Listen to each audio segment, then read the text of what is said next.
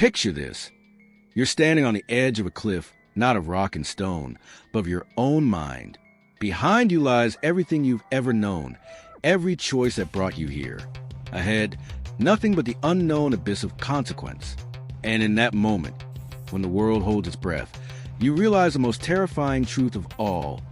The power to decide your fate has always been in your hands.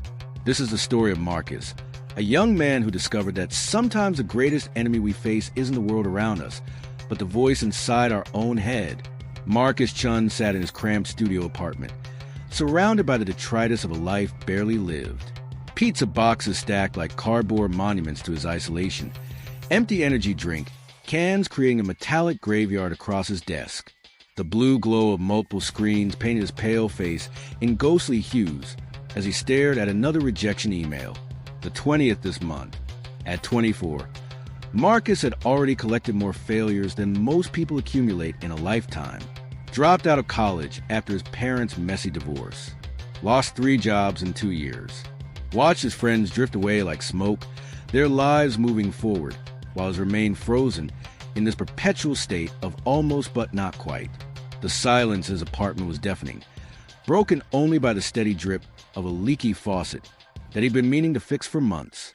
Each drop felt like a countdown to something he couldn't name. His reflection in the black computer screen showed a stranger, hollow eyes, unkempt hair, the kind of exhaustion that sleep couldn't cure. His phone buzzed with another notification from social media. Another carefully curated glimpse into lives that seemed effortlessly perfect. Sarah from high school, now a successful lawyer, smiling with her newborn. His old roommate Jake, promoted to manager at a tech company, celebrating with expensive champagne. Everyone moving forward. Everyone finding their place in the world. Everyone except Marcus. Before we continue with Marcus's journey, if you're finding this story as gripping as I am telling it, hit that subscribe button and give this video a like. Trust me, you won't want to miss where this is heading.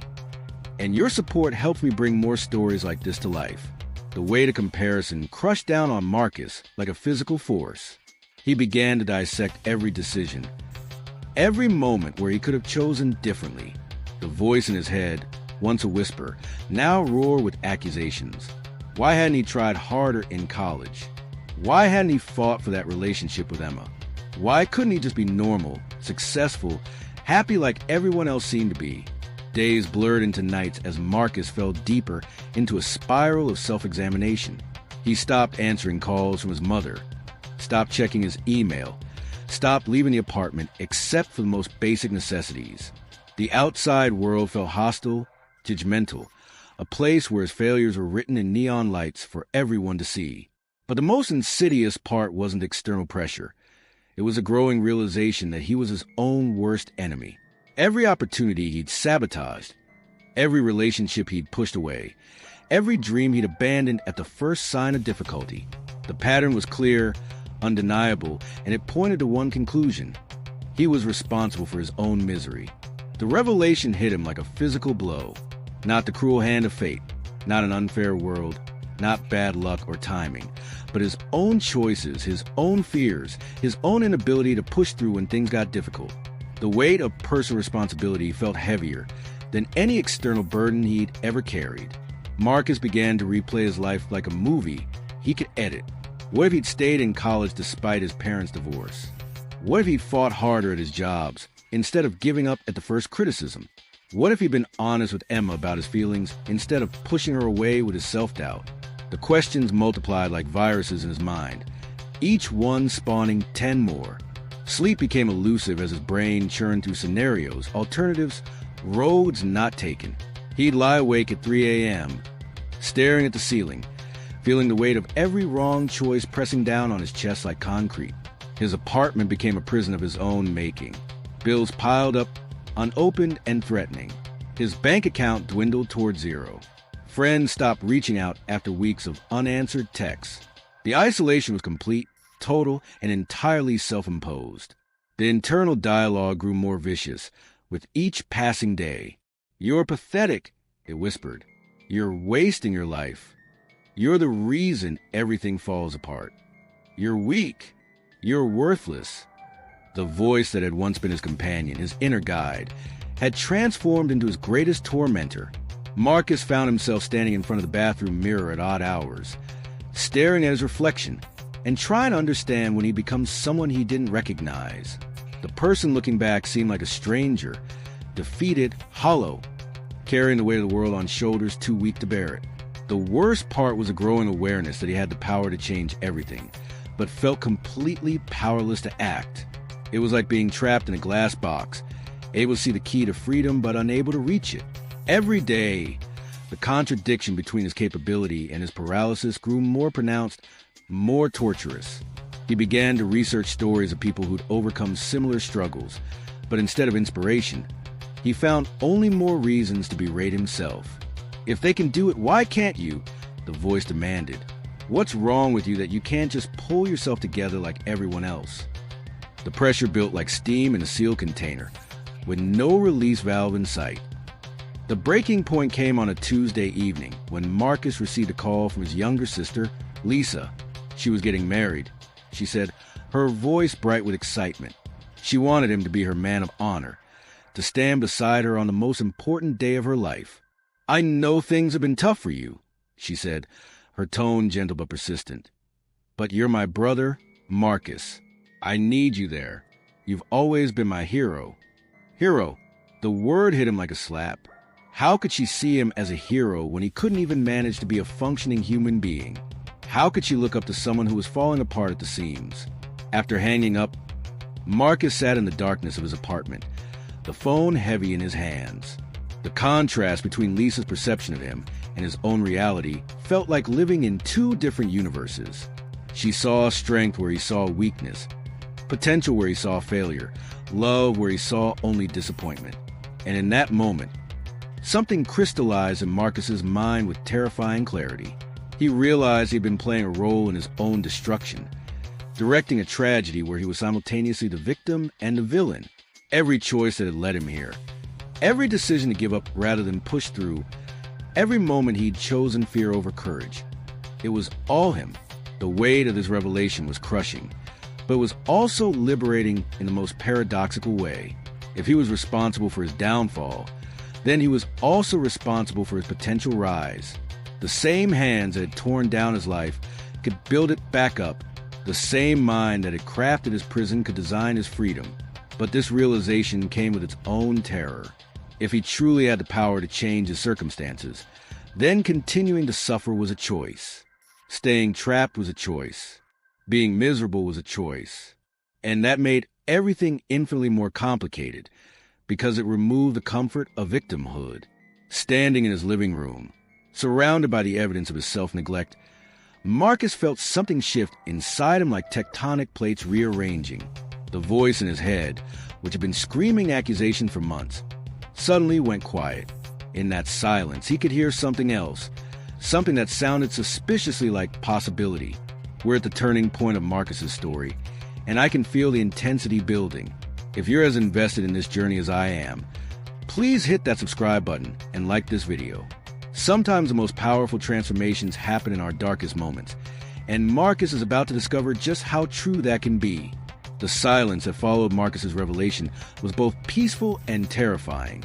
For the first time in months, the internal critic had stopped its relentless assault, but in its absence, he felt naked, vulnerable, stripped of the familiar pain that had become his identity. The next morning, Marcus did something he hadn't done in weeks. He showered, put on clean clothes, and stepped outside. The sunlight felt foreign on his skin, almost aggressive in its brightness.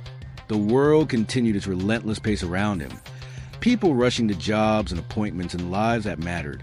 While he stood still, trying to remember how to be part of it all. But the shift wasn't magical or immediate. The old patterns of thinking crept back like shadows at dusk.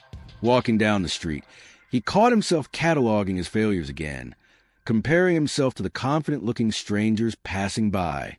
The difference was that now he recognized a voice for what it was, not truth, but habit. Marcus spent the following days in a strange liminal space, caught between his old self and whoever he might become. Some moments felt filled with potential, like standing at the edge of a new beginning. Others felt like backsliding into the familiar comfort of self-pity and blame. He called Lisa back and accepted her invitation to be her man of honor. The conversation was awkward, filled with his apologies and her gentle reassurances, but it was a step, a small one, but undeniably forward. The process of rebuilding wasn't linear or neat. Some days, Marcus would clean his apartment and send out job applications, feeling like he was finally taking control. Other days, he'd wake up at 3 p.m. and order takeout, the old despair settling over him like a familiar blanket. But something fundamental had changed in that moment of revelation. Even when he fell back into old patterns, there was now an awareness, a recognition that these were choices rather than inevitabilities. He was no longer unconsciously sleepwalking through his own destruction. The first job interview in months was a disaster. Marcus stammered through questions, his palms sweating, his confidence crumbling with each awkward pause. Walking home afterward, the old voice started up again. "See? You're hopeless. You'll never change." But this time, Marcus heard it differently, not as an absolute truth, but as one perspective among many. "Maybe," he said out loud to the empty street, "or maybe I just need more practice." It was a small act of rebellion against his own mind, but it felt monumental. 6 months later, Marcus stood in a rented tuxedo, adjusting his tie in a hotel mirror. Lisa's wedding was in 3 hours, and he was exactly where he promised to be, by her side, present and accounted for. The journey between that dark Tuesday night and this bright Saturday morning hadn't been a straight line. There had been setbacks, moments of doubt, days when the old patterns threatened to reclaim him. But each time, he'd made the choice to keep moving forward, even when forward felt impossible. He'd found a job, not his dream job, but one that paid the bills and treated him with respect. He'd started therapy, awkwardly at first, then with growing openness. He'd reached out to old friends, some relationships rekindling, others remaining closed, but all attempts teaching him something about courage and connection. Most importantly, he'd learned to recognize the difference between the voice of his fear and the voice of his wisdom. They sounded similar, often used the same tone, but their intentions were opposite. Fear disguised itself as protection while keeping him small. Wisdom acknowledged danger while encouraging growth. Looking at his reflection now, Marcus saw neither the defeated stranger from his darkest days nor some impossibly transformed version of himself. He saw someone in progress, someone learning to carry both his struggles and his strengths with equal honesty. The wedding was beautiful, filled with the kind of joy that makes everything else seem possible.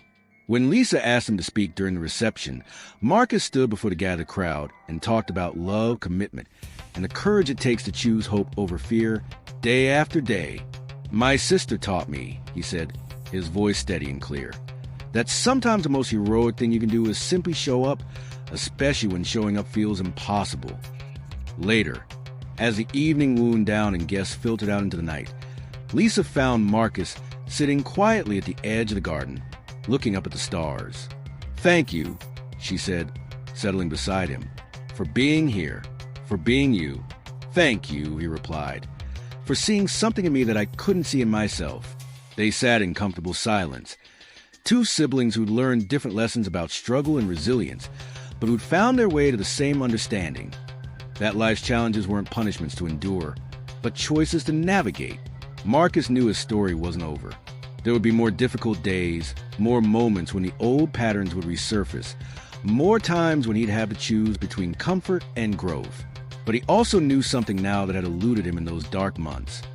He had more power over his story than he'd ever imagined. The realization wasn't a cure or a permanent solution. It was simply a tool, a way of understanding that every moment offered a choice, and every choice offered a possibility of something different. As he drove home that night, windows down, city lights streaming past, Marcus felt something he hadn't experienced in years. Curious about what tomorrow might bring. Not anxious, not dreading, but genuinely curious about the person he was becoming and the life he was building, one choice at a time. The voice in his head was still there. It probably always would be. But now it was just one voice among many, and Marcus had learned to choose which ones deserved his attention. In the end, that was perhaps the most profound discovery of all. That freedom wasn't the absence of struggle, but the presence of choice within that struggle. The power had always been his. He just needed to learn how to use it. Marcus's journey reminds us that sometimes our greatest battles are fought not against the world, but within our own minds. If this story resonated with you, I'd love to hear from you in the comments below. Tell me what city you're watching from, and let me know what song or band you'd like me to create a story around next. Your suggestions help shape these narratives, and every comment becomes part of our community's shared experience. Don't forget to subscribe for more stories that explore the depths of human experience, and hit that notification bell so you never miss a new narrative. Until next time, remember, every moment is a choice, and every choice is a chance to write a different story.